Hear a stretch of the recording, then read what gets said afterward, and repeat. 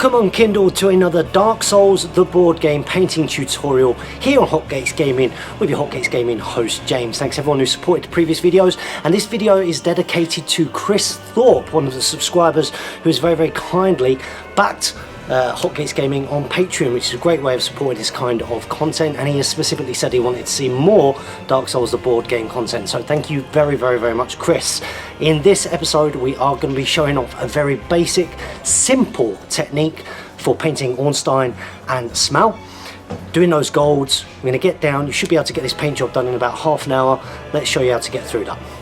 Here we go, it's double trouble with Ornstein and Smough. So as you can see, I've got the grey plastics here in front of me. Got the big guy himself and also the little guy here. Now you can see that their spears, their weapons, the big hammer here have got a little bit warped because it's been a super hot British June record level. So these will actually start to bend, but you can always reset them by popping them in some hot water, bring them out, put them in the angle that you want to and go from there. So as you can see, they're currently grey, which means I need to prime them. Now I have been priming back at home using the Abaddon Black Citadel paint, just one of these like so, and just using the brush to give me a good feel of the miniature. One of the reasons I do that is that I don't like spraying the spray primers when I'm at home, because of course the smell is going to be everywhere. And also because if I decide to do it in the cellar or if it's outside and the weather's not good, the moisture really clogs up the paint on the miniature.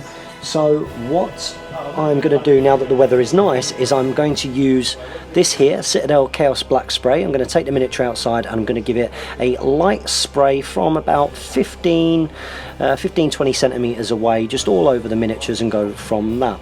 Now once that's dried, and it will dry quickly because of the heat, I'm going to go straight to another Citadel spray. And I'm going to use this here. This is Retributer Armour.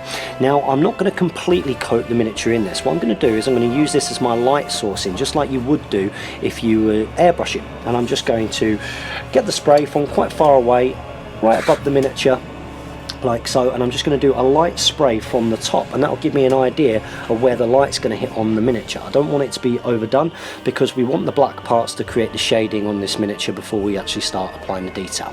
So a little bit more of an advanced priming technique for those of you that are following the rest of the videos. If you've not seen the night painting tutorial and the warrior one, do get on those. I'll come back when these guys are primed and light sourced up.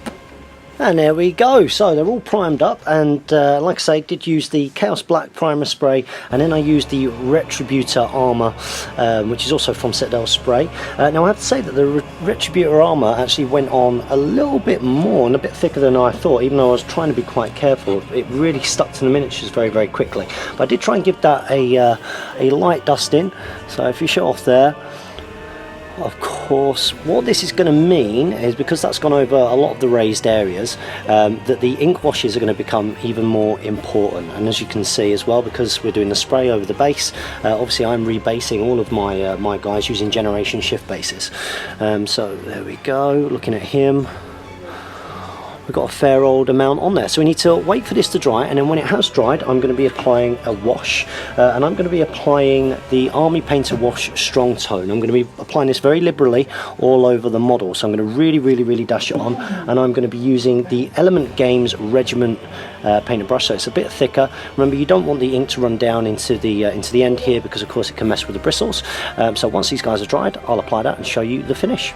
So I'm coming in here because, as you can see, I am putting absolute lashings of this ink over this miniature, because not only do we want to create shade with the ink settling into all of the recesses, but we also want to make this armour, this gold, which is, it's quite a bright armour, I want to make it a little bit darker, so that we can then highlight on top of it.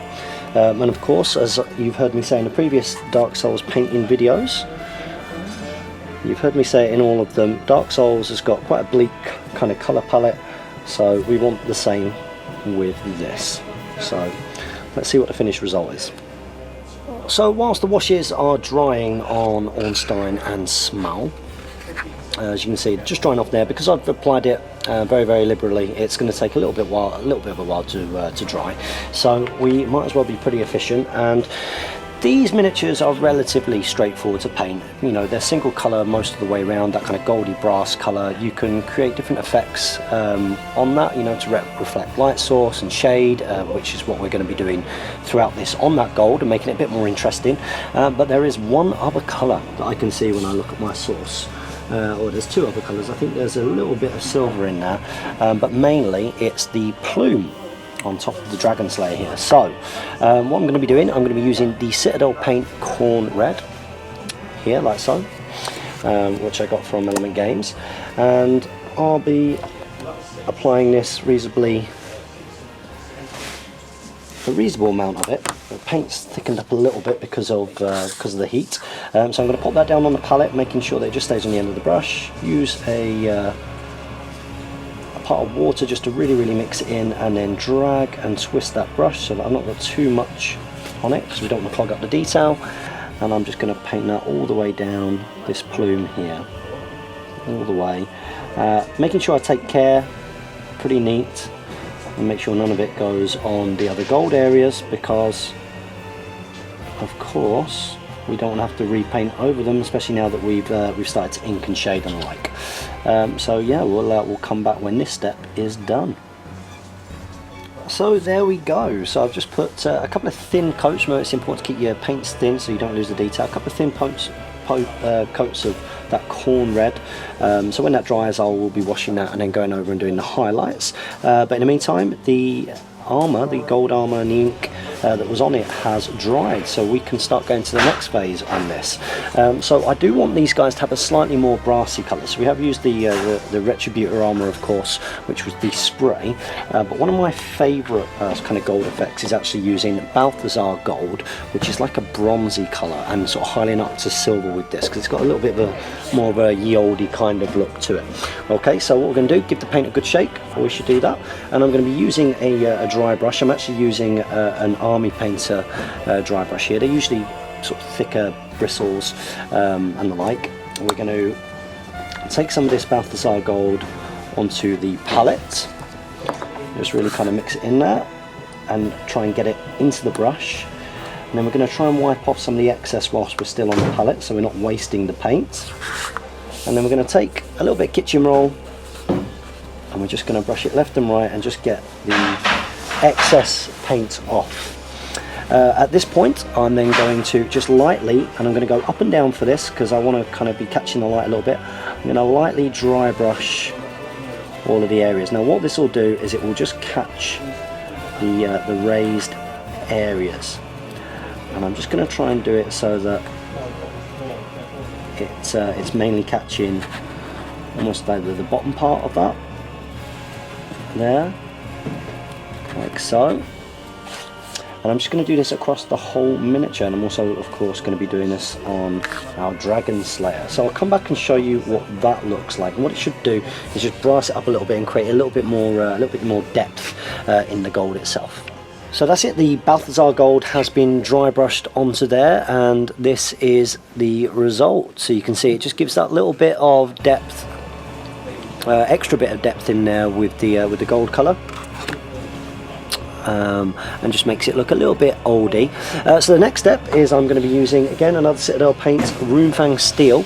Now I could do this by doing edge highlighting, where I just use a thin brush and go along the very edges, but I'm in a little bit of a rush, so dry brushing is a good way of doing this, and these are pretty simple models to do. So what I'm doing is I've given it a good mix, got it on the palette. Of course, once it's worked into the brush, I'm going to dry a lot of this off. I need to dry quite a bit of it off. And you'll see why I'm going to try and get away with doing this way round, because I'm going to add another wash. So before I used dark tone, which is the Army Paint's dark tone wash, and next up I'll use strong tone, which is more of a browny kind of colour, and hopefully that will give a little bit more of a blend. Now what I'm going to do with this, instead of dry brushing all over like so, I'm just going to do strokes down, very light from afar. And I just want to really just touch the line slightly. I don't want to overdo it, because if I overdo it, it will look silver, and we don't want it to look silver. We want it to look like it's gold with a slight highlight of the light hitting the top. So I am literally just gonna do that Runefang steel up and down like so. And what I'll do, as ever, I'll come back and I'll show you the finished result. So really important, just lightly go down and not to overdo it. And we'll go from there. And here they are after post Runefang steel, very light dry brushing. Like I say, I'm hopefully going to get away with doing it like that by adding another wash to keep the kind of browny, goldy kind of colours going on. But I think for what is a relatively quick job, these guys are turning out okay. So whilst that dries slightly before I apply the wash, because I don't want everything to smudge, I'm going to be using the Army Painter Strong Tone, which I'm going to give a good shake. Always shake your washes before you use them. And I'm just going to apply this one. Oh, I'm going to apply this one using the regiment brush. I'm going to pop that into the plume like so, so that we can start to get some shading on the red. And when that's done and dry, we'll be going back over it with the Khorne red, building up to a Mephiston red, and even using some orange to get a kind of final highlight. We'll come back with that stage. So whilst that ink is drying in the plume and the Runefang steel has now dried on the highlight, I'm now going to apply another wash of that strong tone, not the dark tone, but the strong tone, over the entire miniature, just so that the silver doesn't stand out too much. It does just look like a bit of a highlight, and again just to give some extra layers of depth. And that will complete the golden armour, and it will just be down to the plume. So here they are after the washes, and as you can see, real easy way of getting a half decent effect. There are other ways that you could approach this. You could take a little bit more time, but I wanted to do these guys reasonably quick, ready for the boss fight in the campaign that I'm filming here on Hotgates Gaming for you guys. So the ink wash, it just dulls down some of that silver ever so slightly, so that the silver doesn't dominate over the gold, and yet you still can see sort of the highlight through, which is pretty good. Same here on this guy. Now the wash hasn't quite finished yet, so what I'm going to do at this stage is we're going to start highlighting up the plume, and for that I'm going to be using Khorne red again, which was the base colour, and I'm also now going to be using a precise detail brush, which is an Army Painter brush here. Going to give the paint a good shake once again, get a little bit onto the end of the brush, we don't need too much, work it into the palette, dragging it away, tiny little bit of water, mix it in, and again just drag the excess paint off the brush, use the little bit of kitchen roll if you can, and at this point we just want to paint gently over the raised areas of the plume on here. We don't want to go into the crevices because that's where the shade is, and that's where we're going to be creating that little bit of depth between the two parts. So what we'll do is we'll come back when we move on to the next stage, because the next stage we'll be using the Citadel colour Mephiston red, and we'll be mixing that with the Khorne red to create a slightly lighter colour, and we'll use that as the first part of the highlight to create a nice smooth transition blend between the Khorne red and the Mephiston red. If you went straight to the Mephiston red, and unfortunately what will happen is that you create too stark of a highlight, or in my opinion anyway. I know that some people like that kind of look, but we want to get a nice kind of blend between the colours. So I'll crack on with that, and we'll come back when we're applying the 50-50. So there we go, we've applied the Khorne red over those raised areas a little bit as well, and why change a habit of a lifetime, since we are really in this video in particular showing off a lot of dry brushing, just like in the night tutorial. It's very simple, good beginner's technique to get a very nice and effective finish. What we're going to be doing is mixing a 50-50 of the Khorne red. I'm going to use my dry brush to do this, so we don't need a lot of this, so just a little dab of Khorne red, which is the darker red, and then I'm just going to get a little dab of the Mephiston red as well. I'm going to mix this in just so it's that 50-50, mix it together, tiny touch of water, into that. Oh, probably a bit too much because of the large dry brush. But then what I'm going to do is I'm going to really get loads of that paint off of the brush. And then very lightly, remember a good way of checking is to use the back of the hand like so. And we're just going to lightly dry brush over the top. And this will just save a little bit of time picking up those raised areas. Because what I did notice on that last bit is that with the plastic, some of it on the plume isn't massively defined of what is raised and what is not. But what the dry brush will do is it will pick that out itself as a technique. It will find those raised areas, so you're not even having to really think, like, you know, where are they. We just want to lightly brush that across, like so, and that will produce this finish there. And whilst that's still drying a little bit, we're then just going to get the pure Mephiston red onto the end of the brush. I'm going to work that in just into the corner of this here, so it's that little bit brighter. I'm going to work all of that off of the brush. So I've probably overdone it a little bit with the amount of red paint we use. You can see that you don't actually need a lot when you're doing the dry brushing. And again, now that that's done, I'm just going to very lightly go over, just catch those raised areas to give the highlight. I'm going to do this all the way down. And do bear in mind, you know, you've already done the gold now, so you don't want to be messy. You know, dry brushing on a miniature when you've already finished other areas is a little bit risky. But like I say, I'm really going for a speed paint here. All in all, I mean, this paint job is probably taking half an hour if you're not doing the filming in between, which is going to be really useful. Okay, so now that I've done that Mephiston red, I'm now going to grab the colour Jakero orange.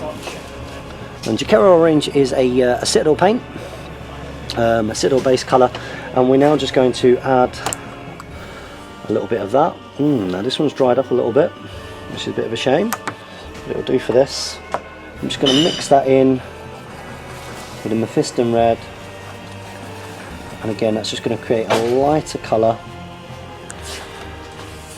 for the dry brush. Really get all of this paint off,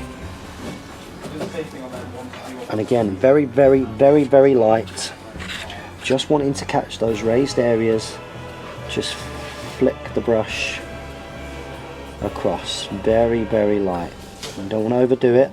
You want it to look like the colour underneath is highlighted rather than it becoming the new colour. So you don't want to paint over the whole thing. You just want to catch it and accentuate what you already have, right? And that's what you're trying to do. There we go. And that brings us to here. So as you can see, these are coming together quite nicely. And then you could do a final highlight as well. I think I probably will just get a little bit of Jakero orange by itself. I'll pop that onto the palette, work it off the brush, and again just very light. Just a final, just make sure it's all off. Final tiny little flick across those raised areas like so, and that should provide that final highlight look. Again, we don't want to overdo it, we don't want it to become the colour, we just want it to accentuate the colour underneath. And there we have it. That is Ornstein and Smough, both done. Of course I will be doing their base. There are different ways that you could achieve this, but this is a really quick, easy way of getting your miniatures to a standard, which is going to be great for the board gaming.